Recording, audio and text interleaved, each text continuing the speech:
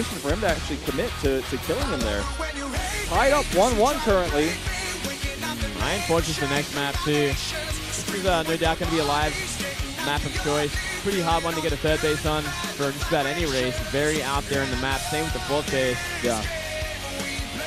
It is. Well, aLive definitely just needs to play a little bit more solid. I mean, there was clearly a lot of holes there in his defense, a lot of holes in his play, and he got crushed as a result. So hopefully he can pull himself together here.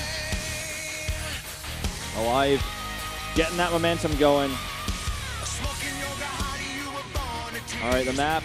All the players are in it now in that lobby. They chat with each other a little bit. Yeah, they seem to know each other pretty well. Joking around, having fun. Yeah.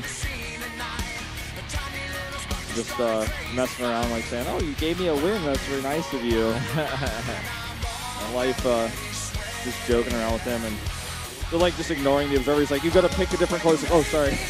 All right, guys, we're going into game number 3. The winner of this set will take the lead in this Zerg versus Karen.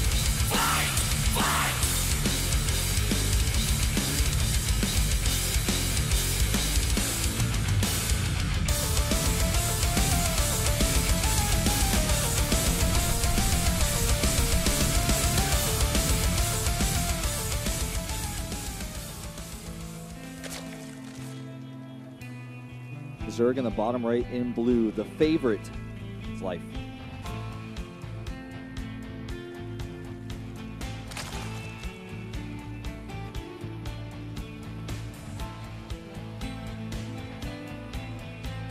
The Red Terran be named aLive. That would do it, Wolf. Yes. And, you know, again, this guy had such a great history in Wings of Liberty, but as soon as things became Heart of the Swarm, the guy fell off the map. It's impressive to me that he still remains at, you know, this is still the highest level in Korea. To be able to make it to Challenger is very, very difficult. Oh, definitely, yeah. It's really a huge feat. And to take a game off of life, at least one he's done already in this series. At least one. It's incredible. It's just one of these players that sticks around so long. Well, you've imagined they would have retired long ago with many of the other players that had similar results to him around this time. Like many of the players who are struggling like aLive are just simply retired by now. Yeah, I wonder how old he is actually aLive. I'm kind of curious about that. Oh, that's a good question. 1992, so he is 22 or 23 years old. 22. All right, so he's still pretty young. He ain't one of those old players. He ain't a bummer. Yeah, he's not really a... No Nesty. Yeah, definitely not that. Although he did have a lot of success back when those two players were having success in the beginning of StarCraft 2. Yeah, that is true. But he's not a StarCraft 1 guy, really. In fact, I don't know how much StarCraft 1 experience he really had. He was on the FOU clan, I know that much. Okay. So he was with FOU initially, the clan that became a team, that became Epic's Open, that became FOU again. But he joined TSL instead, which was actually the elite team for StarCraft 2, along with OGS, the two teams that really got big salaries for their players early on in StarCraft 2. Yeah, they both had a lot of success early on, a lot of early GSL wins as well. Yeah. I'm thinking about Rain was GSL finalist in Open Season 3. He was a TSL player. Puma went on to go to EG very early on and had a big salary there, no doubt. Oh, yeah, Puma. That NASL winner. Yeah. He vanished after a while there. Take the money and run. Some people like to do that. No shame in that. So Fruit Dealer did. Yeah. Nobody knows where he is now. Like, actually nobody. Maybe he's dealing fruit or something. He was coaching in League of Legends for a while. Oh, that's right. I forgot about that. But apparently only for like one season, then he moved out of that. Oh. Well, this is just a pretty standard opening. That's why we've been able to just talk about so much unrelated stuff, or well, semi-related stuff for the early game, as Speed is on the way. aLive gets a Reaper again. Actually, I think he skipped it this time. Yeah, he skipped it this time, but has gas. He's going to get a quick factory. Scouts. It's a lucky SCV scout, actually scouts his opponent in the first location he checks. Yeah, it was a CC first this time around from aLive, so he's going to go to that simple Marines into a earlier factory, get out those Hellions, and from there, I'm interested to see what he's got planned. I think he will be similarly aggressive on this map. I don't think he'll do the same build as last map. I don't think he'll ever do that build again in the history of his career because it was horrible. Yeah. It was so greedy. It was like a smart sort of mind game in a way, but if he gets scouted, then you're kind of dead. It's a cool build for almost like a map like this where the second Overlord's not going to be in position to scout you, and you get vertical spawns like this, so you're still pretty close to life. Like it would have made a lot more sense to me like in these positions, but I like the Viking, and it kind of like eliminates any sort of scouting, like if they're in the right position and they find the Overlords. But if the enemy goes for a Roach Warren, you just die, like almost guaranteed. Well, let's see how this game plays out. Third CC on the way.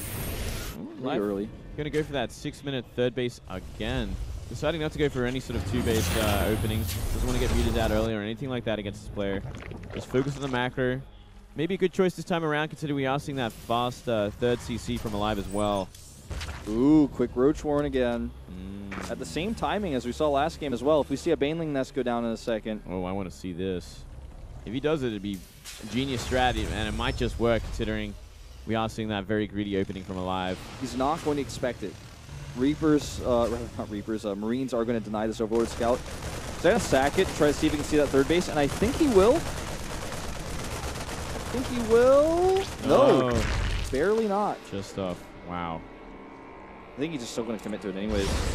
Yeah, it would be a bad choice here. He's got such a bank ready for it. Needs more Overlords, but there we go. 9 on the way. Speed behind it. No Baneling Nest just yet. There was an SCV that came in. I don't think he saw the Roach Warren, did he? Can you check that? Well, he definitely would be making bunkers if he did, so I guess probably not. But no scouting of that. Only scout to the front. He sees Speedlings and some creep spread. Doesn't know anything right now. Doesn't know squat. He's got 4 Hellions and 4 Marines. Ooh, just out of vision of each other there. But he's going to see him right now. And let's see how quickly he can react. 18 Lings on the way. He needs, like, bunkers yesterday. He's not even making any. Yeah, well, he doesn't even have Marines for extra bunkers. He's making a Marauder. And I think he will make Widow Mines with this factory. I'd be surprised if he tries to switch it out here. No, he's going to switch it out. He's going to go for a tank instead, adding a tech lab to this factory. Is it going to be too late, though? I think so, man. He's building the tech lab right now. Like, he has to build it. This attack is going to hit. Banelings are going to hit before the tech lab, or rather before the first sea tank is done. Yeah. Trying to wipe out these Banelings with the Hellions, but he loses one. He can just keep making more Banes. Once the wall is down, this is going to get really overwhelming. Very few Marines on the map, and here come those Banes. Here we go again. All the Marines going down. Yep. And one full bunker, and that's it. Marauders getting caught out, and aLive looks to be in shambles once again. Looks like he's waiting. Oh, these Banelings went to the wrong side. I was going to say waiting for Banelings to hit those SCVs, but he's just going to go to the top of the ramp instead. Marines at the back trying to outrange him. aLive giving a look of defeat here as Life crashes through. And that bunker will finish here at the top of the ramp, but he can just push through it. I don't think it's going to be enough. There's simply too many roaches to DPS it down as well. Yep, there you go. And that's going to be it. Lings take out the last of the SCVs. GG Life. The 2 Roach Baneling all-ins. Wow. Advances to 2-1. Yeah, 1 win away. Very quick games here. aLive has a good read on what aLive has planned. The simple greedy build from aLive, and aLive just killing him. I would actually not be surprised if we see him do this again. I would appreciate it. I think it would be a smart idea. Gotta figure out what the next map is there. I think it's gonna be... can't remember it exactly. Echo, maybe? It might be Echo. I think it's Echo. We'll get the invite in just a second. He has a ban on Deadwing, which was weird, so it's definitely not that. Yeah, he doesn't want to play a big map for some reason. Kind of surprising. I think that would be a better chance, but I think he's just not comfortable there. Well, it looks like we're actually going to jump to a commercial break before we actually go into that next map, so we'll have some time to figure out what that is and get back to you guys. And when we come back, we'll see if Life can close it out or if aLive is going to bring us to a game number 5.